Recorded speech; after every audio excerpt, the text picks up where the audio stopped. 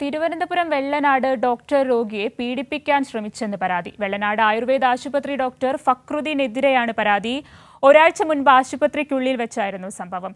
ഷീജ, നോക്കൂ, ഒരു ഡോക്ടർ രോഗിയെ ആശുപത്രിയിൽ വെച്ച് പീഡിപ്പിക്കാൻ ശ്രമിക്കുന്നു. ഇത്തരത്തിൽ ഒരാഴ്ച മുൻപുണ്ടായ സംഭവമാണ്. രോഗി ഇത്തരത്തിൽ പരാതി നൽകിയിട്ടുണ്ട്. ഡോക്ടർ ഒളിവിലെന്നാണ് നിലവിൽ മനസ്സിലാക്കുന്ന വിവരങ്ങൾ. എങ്ങനെയാണ്? രീതിയിലാണ് നിലവിലിപ്പോൾ ലഭിക്കുന്ന വിവരം. ഈ ഡോക്ടർ ഒളിവിലാണ് എന്നുള്ളതാണ് ആര്യനാട് പോലീസ് വ്യക്തമാക്കുന്നത്. ഒരാഴ്ച മുൻപാണ് ഈ സംഭവം നടക്കുന്നത്.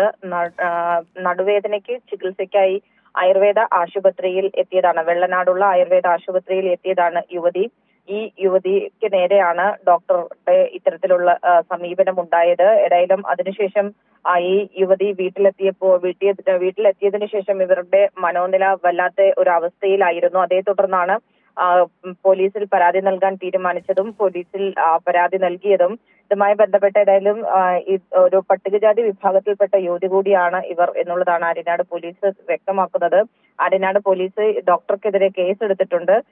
ഡോക്ടർ ഫക്രുദ്ദീൻ എന്ന വ്യക്തിയാണ്. വെള്ളനാട് ആയുർവേദ ആശുപത്രിയിലെ ഡോക്ടറാണ് ഫക്രുദ്ദീൻ. ഫക്രുദ്ദീന്റെ ഭാഗത്ത് നിന്നാണ് ഇത്തരത്തിലൊരു പീഡന ശ്രമം ഉണ്ടായിരിക്കുന്നത്.